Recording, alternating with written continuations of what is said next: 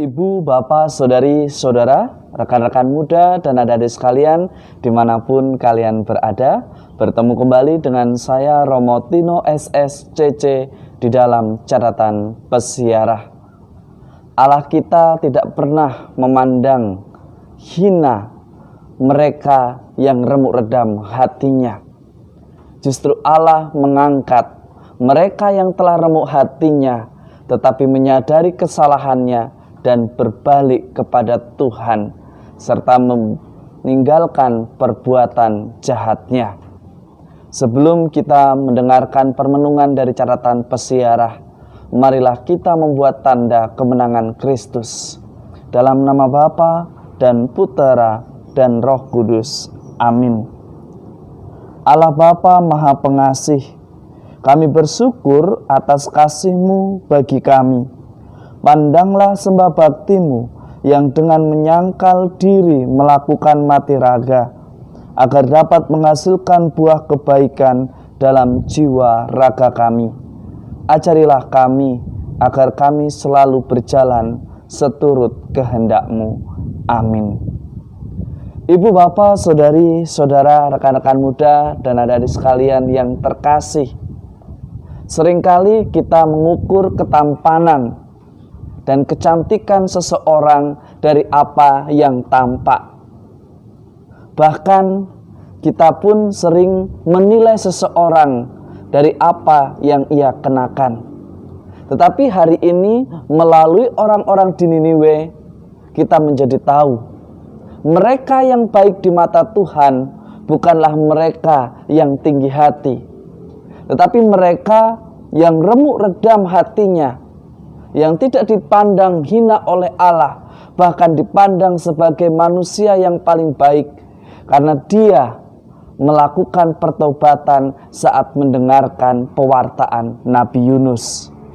Penduduk Niniwe berbalik dari tingkah lakunya yang jahat, bahkan ia berani mengatakan, "Tuhan, ampunilah kami orang berdosa ini." Seringkali kita di dalam hidup bukannya bersyukur, tetapi seringkali justru merasa sombong, justru merasa paling benar. Bahkan justru kita menuntut Allah untuk mengikuti apa yang menjadi keinginan kita. Peristiwa masyarakat atau penduduk di Niniwe menjadikan contoh bagi kita semua yang seringkali bertobat kalau sudah jatuh. Seringkali kita tidak mendengarkan ketika kita diingatkan oleh sesama kita hanya karena mungkin mereka tidak tampan atau tidak cantik, atau mungkin mereka tidak memiliki latar belakang sekelas kita. Mari kita bersyukur dengan selalu menggunakan rahmat pengampunan dan kesempatan yang diberikan Allah untuk terus mengevaluasi dan memperbaiki diri kita. Pada masa Prapaskah ini, pada masa puasa dan pantang, kita semua diajak untuk belajar. Tidak hanya mencari kesalahan orang lain, tidak hanya menilai seseorang dari apa yang tampak, tetapi marilah kita belajar menghargai sesama kita dengan hati yang murni. Karena Allah sudah memurnikan hati kita. Allah pasti akan menyelamatkan kita. Meskipun hati kita remuk redam, meskipun dosa kita merah, akan menjadi putih ketika ada pertobatan, ketika ada usaha untuk selalu memperbaiki kehidupan. Jangan kita seperti orang-orang Farisi yang dikisahkan di dalam Injil Lukas pada hari ini, yang seringkali meminta tanda, padahal kehadiran Tuhan, Sang Sabda yang menjelma menjadi manusia, itu merupakan tanda yang luar biasa. Mengapa kita meminta tanda? Bagi orang beriman yang meminta tanda, berarti dia tidak mengenal dan tidak mengerti siapa Allah kita. Berarti ia tidak mau pernah mendengarkan rancangan Allah di dalam persiaran hidup kita.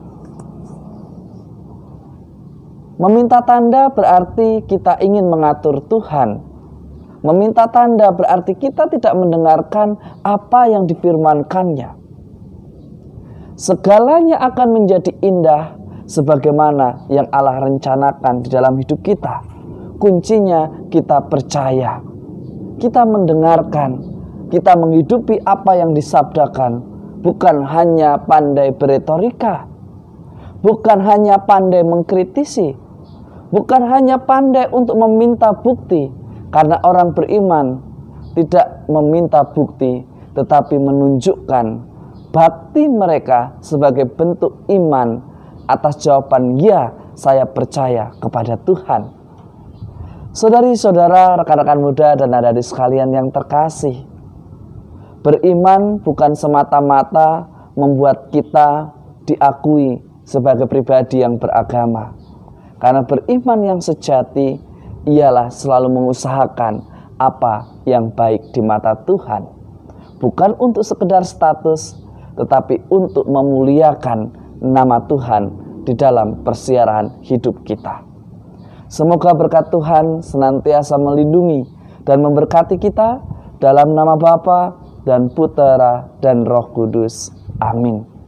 Ibu, bapak, saudari, saudara, rekan-rekan muda dan adik-adik sekalian yang terkasih, jangan karena kita merasa tidak pantas lalu menjadi alasan untuk tidak terlibat di dalam hidup menggereja, untuk tidak pergi ke gereja untuk berdoa.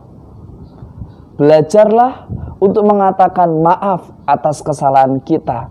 Perbaikilah dan berbuahlah dari apa yang kita evaluasi. Itulah yang Tuhan kehendaki, selalu berada di dalam terangnya dan menjadikan sabdanya sebagai pelita yang menerangi di dalam persiaran hidup kita. Selamat beraktivitas, Tuhan memberkati. Amin.